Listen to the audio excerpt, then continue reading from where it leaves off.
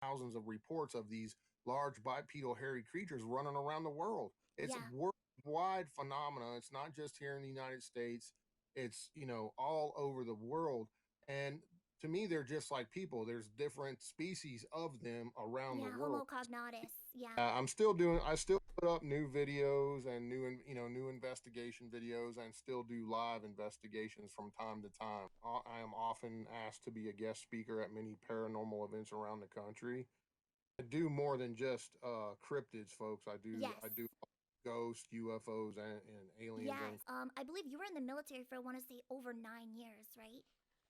yeah, I was active duty Air Force for 8 years, and then I went into the Army National Guard for a year, and then I Yeah. got out of the military, and I was a federal law enforcement officer, and I retired in 2011.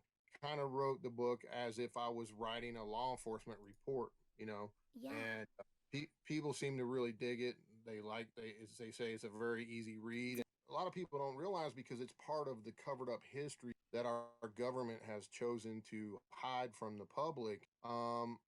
Beginning in, what going back to the 1700s, and these giant skeletons have been found all over the world, by the way. Yes. But Yeah.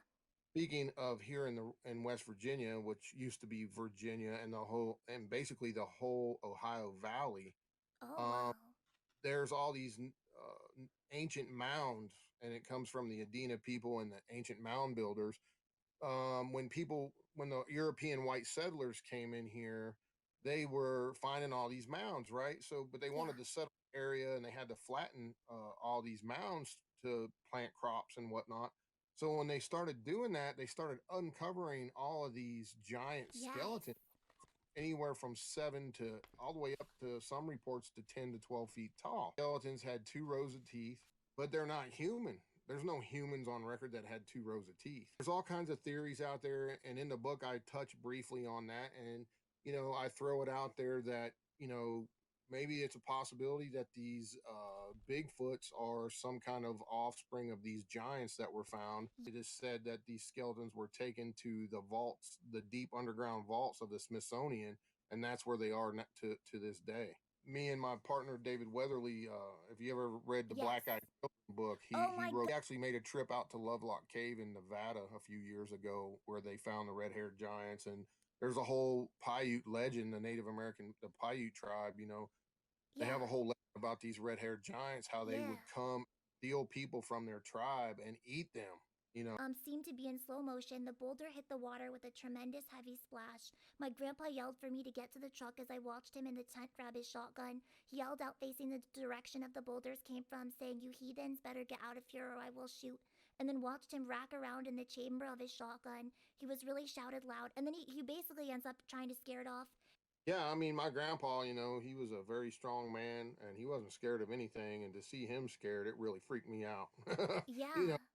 that made me even scareder, because, my grandpa was a really big man. I'm a big guy, but he was bigger than me, Yeah. and he, to see the look on his face, because he couldn't understand what he was seeing. Right. When you have an encounter with a creature like this, it just there's no words to describe the feeling that comes over you.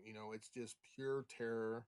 Well, and you've dealt with And some post trauma after this, haven't you? I think you mentioned in your book, like seriously, like you've dealt with yeah, I some had long lasting nightmares for effects. several years. I Yeah. had nightmares because this thing was massive. Let me tell you. I mean, you just by seeing it was like 65, 75 across the other side of the river, but it was so pissed off, and it was hitting these giant trees, and these trees were just shaking, and it was Yeah. yelling and howling and just making one god awful ruckus, and you could feel the power of its lungs on our side of the river.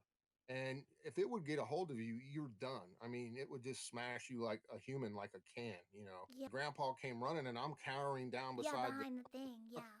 and he picked me up and threw me Yeah. across the side of the cab of the truck, and I slammed against the door, and he jumped in, and that's when he said, "We're getting out of here, son. That's not of God." Just the only difference between me and someone that's a civilian doing this is I have years and years of training as a trained observer. I use a few more skills than the average person would not necessarily have, but they can develop those over the years of investigations and working with with people such as myself and others that have that background. We teach it to other people. Hey, What are your thoughts on Skinwalker Ranch?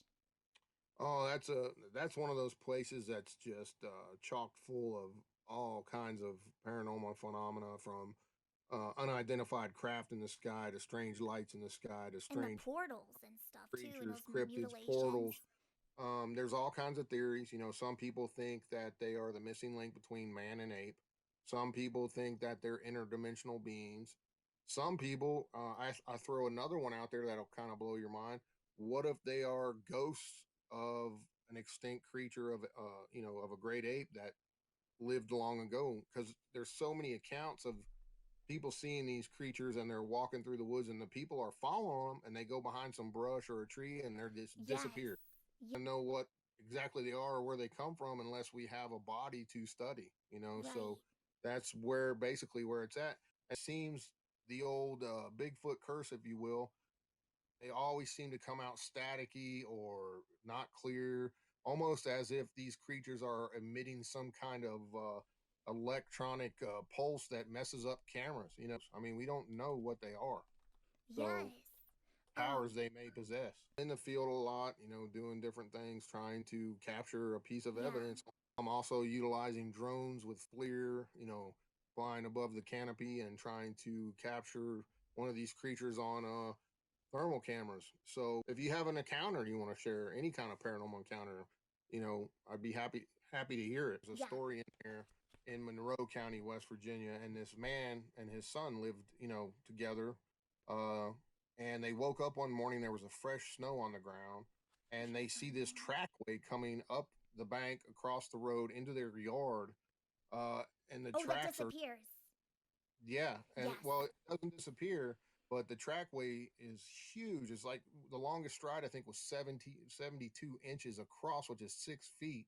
Yeah. Footsteps, and this thing, whatever it was, they didn't see it. They were asleep, but it goes under their clothesline, right? Well, there's a part in there that I didn't touch much on because of what all it entailed, but they found a tuft of hair on this clothesline. They called the local veterinarian. There was a local Yeah. law enforcement involved, and they sent the hair in to get analyzed, and they never heard anything back. And whenever they tried to contact the people they sent it to, they would never return their calls, never answer. There's accounts from numerous military people that have done training in the woods and tell their stories where they were paralleled by a group of Bigfoots when they were doing maneuvers and training out in the wilderness of the United States and other places like Vietnam and everything else. Yeah, I've heard about. Some ex-soldiers from the Nam era have written. It's fascinating stuff, and there's also these accounts during 1982 when Mount St. Helens blew up. There was Yes. eyewitness reports that government helicopters were actually flying bodies of Bigfoots out of there, carrying them in nets and stuff after the volcano blew up. That's I did that's not know that. Wait, to agree, like that sounds a no, little bit because like the whole story. nets. If you've ever heard the story of Ape Canyon, it's right below Mount I St. am Helens. familiar with Ape Canyon. I guess so that does make Yes, and sense. when Mount St. Helens blew, they say that it killed a bunch of the Bigfoots in that area, and the government came in and were carrying these creatures' bodies out, with large nets out of the woods there. It's just one of those things that we're trying to find little pieces to that puzzle so we can start putting that puzzle together and come up with a conclusion. All the other phenomena I've experienced investigating over my 30 years of doing this stuff, number one, I kind of have a little mantra, um, I believe there's unknown creatures walking among us. They find new species of creatures on this planet almost on a daily basis. And Yes. people here simply usually will not talk to outsiders. If they have an experience or a sighting, Yes. going to just tell it to any Joe Blow that comes along looking for a story. They're more apt to tell their family members. And so I had my own experiences as a young man, Yes. and that just set me on my own life's course to pursue answers. I'm hoping to find one little piece to that puzzle, if that makes sense. Yeah. It still fascinates me at some of the stuff I, get on a regular basis when I'm conducting paranormal investigations. I'd love to hear people's experiences and Yes. their stories because I had my own, and it just reaffirms and confirms for me that, hey, I saw what I saw, and so have many, many thousands of other people. We're talking police officers, doctors, lawyers, teachers, people Yeah, with great credibility that actually have something to lose by sharing their stories in public, yeah, because you're often looked upon as a quack or a kook or whatever. But unless you experience something like this yourself, I can totally understand how someone who has never experienced a paranormal, any paranormal phenomena or any sightings of a strange creature, that yeah, that would be really hard for them to believe.